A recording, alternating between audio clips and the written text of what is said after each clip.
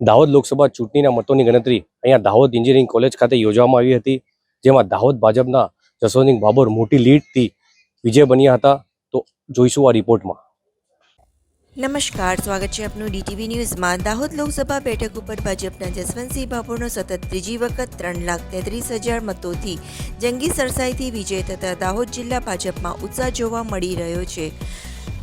લોકસભા દાહોદ બેઠક ઉપર ભાજપના જસવંતસિંહ ભાભોર તેમજ કોંગ્રેસના ડોક્ટર પ્રભાબેન તાવિયાડ વચ્ચે સીધો જંગ જામ્યો હતો.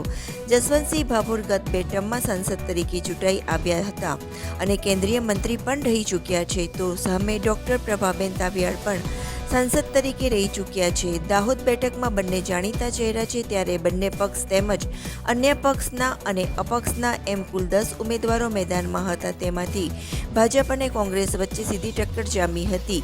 ત્યારે આજે આવેલા પરિણામો પણ ચોંકાવનારા સામે આવ્યા હતા.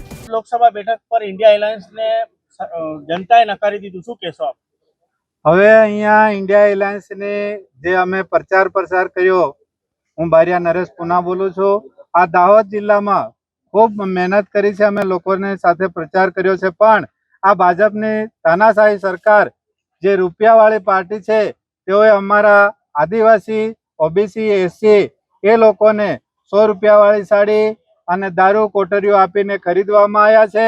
જેના કારણે અમારા અમુક લોકો લાલચુ હોવાના કારણે તેઓએ કદાચ આ ભાજપને વોટ નાખ્યા હોય એવું લાગે છે. છતાંય એમાં પણ હું માનતો નથી, પણ દરેક બૂથમાં અમારા એજન્ટોને ધમકાવીને પૈસા આપીને કાઢી મૂકવામાં આવ્યા છે, જેના કારણે અમારી હાર થઈ છે. નહીં કે પબ્લિકના કારણે હાર થઈ. પબ્લિક તો આજે પણ પરિવર્તન માંગે છે, એ અમારી વાત છે.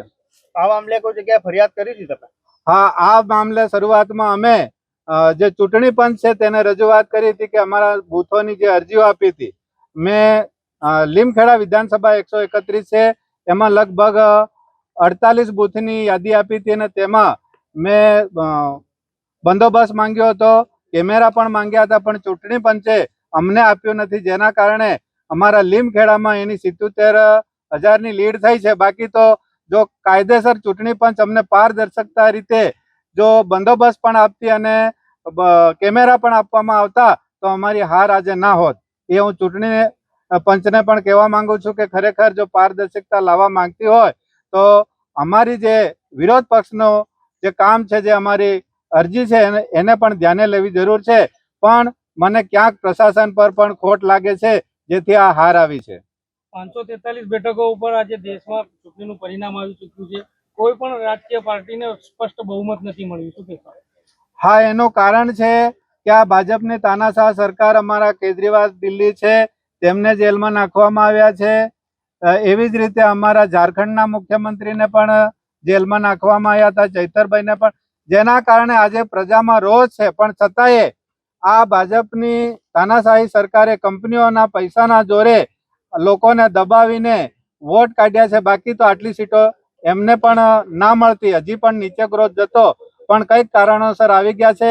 અમારી જે ભૂલો છે અમે સુધારીને ફરી સંગઠન આ 6 મહિના બાદ ફરી સંગઠન શરૂ કરીશું અને ફરી ઇન્ડિયા એલાયન્સ ના રહે તોય વાંધો નહીં, પણ અમારી જે આમ આદમી પાર્ટી છે એ મજબૂતાઈથી લડશે એવી અમારી ઈચ્છા છે. દાહોદ લોકસભા વિસ્તારની તમામ 7 વિધાનસભા બેઠકમાં જસવંતસિંહ ભાભોરને સરસાઈ મળી હતી. કુલ 11,18,374 મતદારોએ મતદાન કર્યું, જેમાંથી જસવંતસિંહ ભાભોરને 6,88,715 મત મળતા પ્રથમ ક્રમાંકે રહ્યા હતા, જ્યારે બીજા નંબરે કોંગ્રેસના ડોક્ટર પ્રભાબેન તાવિયાડને 3,55,038 મત મળ્યા હતા. તો તમામ ઉમેદવારોમાંથી કોઈ પણ ઉમેદવાર પસંદ ના થયા હોય તેવા પણ મતદારો હતા. 34,938 મતદારોએ નોટાનો ઉપયોગ કર્યો હતો. આમ જસવંતસિંહ ભાભોરનો 3,33,677 મતોથી વિજય થતા દાહોદ જિલ્લા ભાજપ સહિત સમર્થકોમાં ખુશીની લહેર જોવા મળી હતી. જી સર, આજે 3 લાખ કરતા વધુ મતોની લીડથી આપ જીત હાસિલ કરી છે, શું કહેશો? મતદાર ભાઈ બહેનોનો અમે આભાર માનીએ છીએ કે લોકશાહીની અંદર આટલા બધા ચડાવ ઉતાર વચ્ચે, અફવા, આંધી તુફાન વચ્ચે વિરોધ પક્ષે જે રીતે પ્રચાર કર્યો, શરૂઆત કરી, એ બધી બાબતોને બાજુ પર રાખીને અમારામાં વિશ્વાસ મૂકીને ત્રીજી વાર દાહોદના સેવક તરીકેની જવાબદારી જ્યારે અમને સોંપી છે, ત્યારે અમારા પાર્ટીના સર્વે કાર્યકર્તાઓ, અમારા બૂથ પ્રમુખ, પેજ પ્રમુખ, વિકાસના થયેલા કામો અને 10 વર્ષમાં મતદાર ભાઈ બહેનો અને પાર્ટી અને બધાએ અમારું કામ જોયું જ,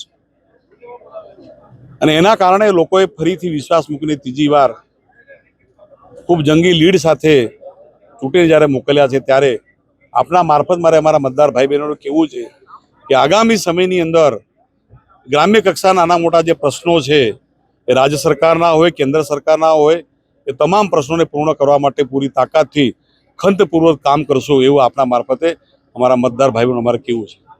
દાહોદ કોંગ્રેસના પ્રભાબેન તાવીડને 3 લાખ કરતાં વધુ મતોથી હરાવી દાહોદ ભાજપના જસવંતસિંહ ભાભોર ત્રીજી વખત સાંસદ બન્યા છે. DTV news, Husain Chunawala, Dahod.